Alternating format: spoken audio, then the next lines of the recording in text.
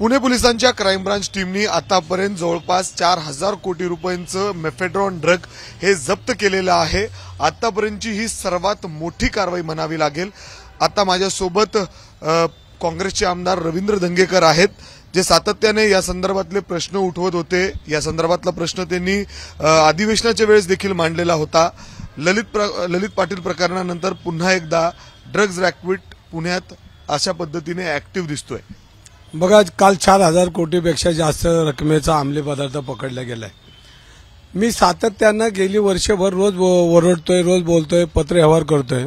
ह्याच्यामध्ये ललित पाटील प्रकरणामध्ये संजीव ठाकूरांना या सरकारने पाठीशी घातलंय आणि ज्या सरकारने पाठीशी घातला हा तपास पूर्णपणे झालेला नाही। संजीव ठाकूरांनी ज्या पद्धतीनं ह्या अंमली पदार्थ विकणाऱ्या ललित पाटीलला ज्या पद्धतीनं संरक्षण केलं आणि ससूनमधनं जे अंमली पदार्थ विकले गेले आणि ज्या पद्धतीने तो कारभार त्याचा झाला आपण बघितलाय आणि याच्यामध्ये हसन मुश्रीफ साहेब असतील, मुख्यमंत्री असतील, यांनी याला पाठीशी घातलंय। त्याला अटक करण्याची परवानगी पुणे पोलिसांनी मागितली आणि पुणे पोलिसांनी चुकीच्या पद्धतीचा हा तपास केल्यामुळे संजीव ठाकूरांना आजपर्यंत अटक नाही केली। हा माझा आरोप आहे आणि हा पुणे पोलिसांचा अपयश आहे आणि ह्याच्यामध्ये मी गेली वर्षभर ओरडतोय की ह्याच्यामध्ये आंतरराष्ट्रीय सगळ्या यंत्रणा आहेत, हे गुन्हेगार आहेत आणि ह्याच्यामध्ये अंमली पदार्थ विकले जातात, हे मी वर्षभर बोलतोय आणि तोच आज आंतरराष्ट्रीय गुन्हेगार त्याच्यामध्ये सापडलाय। ज्या सोमवारपेठेमध्ये पुण्याच्या मध्यवर्ती ठिकाणी ज्या व्यक्तीजवळ अंमली पदार्थ सापडलाय तो काही एका दिवसात आलाय का? एका दिवसात कारखाना तयार झालाय का? एका दिवसामध्ये कुरकुममध्ये एवढा मोठा साठा आलाय का? वर्ष ह्याच्यामध्ये अंमली पदार्थ तयार होतात आणि ते पुण्यामध्ये विकले जातात। पुणे विद्येचं माहेरघर आहे आणि या विद्येच्या माहेरघरामध्ये लाखो विद्यार्थी आज पुणे शहरामध्ये शिकायला येतात।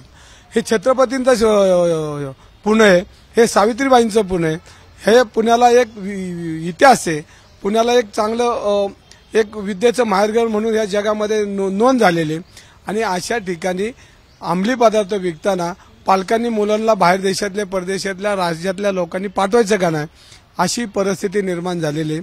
आज पुणे पोलिसांचं जरी त्यांनी 4,000 कोटीचा जर अंमली पदार्थ ताब्यात घेतला असेल तर पुणे पोलिसांचं अपयश आहे, कारण ही इतके दिवस का लागतात?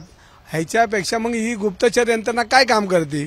मग ह्याच्या मागे कोणतरी दडलेलं आहे, मोठे हप्तेबाजी ह्याच्यामध्ये चालू असू शकते। त्यामुळेच इतक्या मोठ्या प्रमाणामध्ये 4,000 कोटीपेक्षा जास्त पुणे असेल, पुण्याच्या बाहेर असेल, महाराष्ट्रात असेल, उडता पंजाब नंतर महाराष्ट्रात अशा पद्धतीचं अंमली पदार्थ विकणाऱ्या टोळ्या आल्यात आणि हे मी विधानसभेत एकदा नाही 2 वेळा याच्यावर भाषणं केली, माझी बाजू मांडली, मी सातत्यानं बोलतोय, पण हे पुणे पोलीस आणि महाराष्ट्र पोलीस ह्याच्याकडे लक्ष देत नाहीये। आता तरी असं वाटतं का तुम्हाला ज्या पद्धतीने पुणे पोलिसांनी ही कारवाई केलेली आहे ती योग्य कारवाई आहे, योग्य धागेदोरे त्यांच्या हाती लागलेले आहेत? तुम्ही आतापर्यंत जे आरोप करत होता की याच्यामध्ये इंटरनॅशनल लेवलचं कनेक्शन आहे, पूर्ण रॅकेट आहे, ते देखील आता कुठेतरी त्यांनी फोडलेलं आहे, पूर्णपणे हा रॅकेट उद्ध्वस्त केलाय। ह्या सगळ्या प्रकरणाला उशीर का झाला? मी वर्षभर हे बोलतोय आणि मग ह्याचाच अर्थ की आपली यंत्रणा कुचकामी ठरली, कारण एवढ्या मोठ्या प्रमाणामध्ये जर अंमली पदार्थ 4,000 कोटीपेक्षा जास्त सापडला असेल तो काही एका दिवसात आलेला नाहीये। हा वर्ष त्या ठिकाणी हा कारखाना चालतोय आणि त्यांचे सगळे एजंट, त्यांचे सगळे ललित पाटील ह्या पुणे शहरात विक्री करतात, ही वस्तुस्थिती खरी आहे। म्हणजे ह्याच्यामध्ये ह्या सगळ्या प्रकरणाला दिरंगाई होती आणि ह्याची सगळी जबाबदारी पुणे पोलिसांचं अपयशाकडे हे सगळं लक्षणं दिसतात। कारण जर यश असतं तर ललित पाटील प्रकरणामध्ये एवढ्या मोठ्या प्रमाणामध्ये जर लोकांमधनं आवाज येत होता, मग पुणे पोलीस काय करत होतं, ही गुप्तचर यंत्रणा काय करत होती? मग ह्याचाच अर्थ याची पाळमुळे ही सगळी भ्रष्टाचाराकडे गेलेली आहेत आणि मागच्या 2 दिवसापूर्वी आयुक्तांनी पुणे शहरामध्ये पब संस्कृती कशी नियमावली बसवायची ह्याच्यामध्ये जी प्रेस घेतली, त्या प्रेसलाच माझा आक्षेप आहे। ह्या पुणे शहरामध्ये पब संस्कृती नाही पाहिजे। पब संस्कृतीमध्ये अंमली पदार्थ विकली जातात आणि अधिकृत त्या ठिकाणी सगळं विक्री चालू होईल, मोठा भ्रष्टाचार होईल, पुणे पोलिसांमधले अनेक लोक त्या ठिकाणी पैसे घेतील आणि इथं राजरोसपणे अंमली पदार्थ विकले जाईल।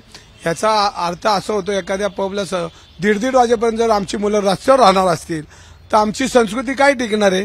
आणि ह्या सरकारने ह्याच्याकडे लक्ष दिलं पाहिजे। ज्या राजीव गांधींनी या देशामध्ये आयटी आणली, संगणक आणला, ज्या पवार साहेबांनी या महाराष्ट्रामध्ये आयटी उभी केली, मग काँग्रेसच्या काळामध्ये तरुणांनी शिकलं पाहिजे, मोठं झालं पाहिजे, देशाचं नाव केलं पाहिजे, पालकांचं नाव केलं पाहिजे, स्वतः उभे राहिले पाहिजे, त्याच पुणे शहरामध्ये आज पब संस्कृती म्हणजे हे सरकार कुठल्या दिशेला चाललंय? जे सरकार राज्यामध्ये खुर्ची उभवण्यामध्ये गुंतलेलं आहे ते जनतेकडे काय लक्ष देणार? आज जनतेचे अनेक प्रश्न आहेत, पुणेकरांचे प्रश्न आहेत. जी मेट्रो काँग्रेसने त्याचा डीपीआर केला, ज्या मेट्रोचं 8 वर्षापूर्वी भूमिपूजन झालं आणि त्याच्यामध्ये नागपूरचं नंतर झालं, पण नागपूरची मेट्रो पळायला लागली. आमची मेट्रो अजून केबिनमध्येच आहे. म्हणजे पुणेकरांचा वाहतुकीचा पण आज शहरात जर तुम्ही बघताय की नवीन पोलीस आयुक्त आल्यानंतर त्यांनी अनेक जे मोठे गुन्हेगार आहेत त्यांची परेड काढली. कुठंतरी एक वेगळा दहशत पोलिसांनी आपलं एक वचक दाखवून दिलं. त्याच्यानंतर बऱ्यापैकी जे पुण्यातली गुन्हेगारी आहे ती कंट्रोलमध्ये आली असं म्हणतायत. तुम्ही समाधानी आहात या नवीन आयुक्तांच्या कामापासून? अहो, पुणे शहरामध्ये रोज हे खून पडतायत, रोज हे गुन्हेगारी वाढती आणि फक्त गुन्हेगारांना आणून देखावा करून हे पुणेकरांना देखावा हा उभा केला, ही पद्धत चुकीची आहे. त्यांना जेरबंद केलं पाहिजे. आणि माझं म्हणणं असं आहे की या गुन्हेगारांची परेड करण्यापेक्षा ह्या गुन्हेगारांना ज्यांनी ज्यांनी राजआश्रय दिलाय त्यांची परेड करा. ज्यांनी मंत्र्यांच्या पुढं, पालकमंत्र्यांच्या पुढं जे गुन्हेगार फिरतात, त्यांच्या गाडीत बसतात, ज्या मुख्यमंत्र्यांना जाऊन भेटतात, ह्यांची परेड करा. गुन्हेगारांची परेड करून उपयोग नाही. मंत्र्यांची आणि नेत्यांची परेड केल्याशिवाय ह्या समाजाला बी कळणार नाही. हे नेते जर समाजाने हाकलून दिले ते गुन्हेगार अशा पद्धतीचं कामकाज करणार नाही.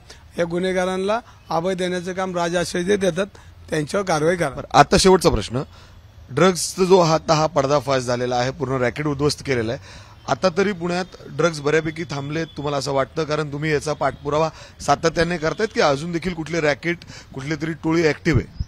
बघा, प्रत्येक पोलीस स्टेशनचा आढावा घेतला तर सगळीकडे रोजगारपणे हे अंमली पदार्थ विकले जातात. पब संस्कृतीमध्ये अंमली पदार्थ विकले जातात. हुक्का पार्लरमध्ये अंमली पदार्थ विकले जातात. तुम्ही कधी मला सांगा, आपण एखाद्या हुक्का पार्लरवर तुम्हाला अंमली पदार्थ सापडतील. पुणे पोलिसांनी ही हुक्का पार्लर बंद केले पाहिजे. गोंडस नावाखाली ज्या परवानग्या देतात त्याच्या आतमध्ये काय चालतं हे पोलिसांना बी माहिती आहे आणि पोलिसांनी याच्यावर लक्ष ठेवलं पाहिजे. अन्यथा नाही तर आमची तरुणाई बरबाद झाल्याशिवाय राहणार नाही आणि याची सर्वस्वी जबाबदारी सरकारची आहे. पण सरकार सत्तेच्या राजकारणामध्ये गुंतलेलं आहे. जनतेकडे लक्ष द्यायला त्यांना वेळ नाही. जर आपण बघितलं तर अशा पद्धतीने वेगवेगळे आरोप काँग्रेसचे आमदार रवींद्र धंगेकर यांच्याकडून होत आहेत. आणि त्याचबरोबर जर आपण बघितलं तर पुण्याची जी पब्स आहेत, जे वेगवेगळे हॉटेल्स आहेत, ते कुठेतरी रात्री उशिरापर्यंत सुरू राहतात, ते देखील बंद व्हायला हवं.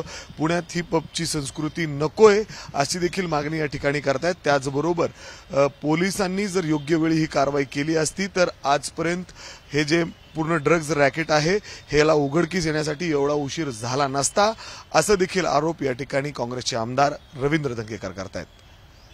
कॅमेरामॅन राजेश बिडकरसह मी मिकी घई, एबीपी माझा, पुणे. एबीपी माझा, उघडा डोळे बघा नीट.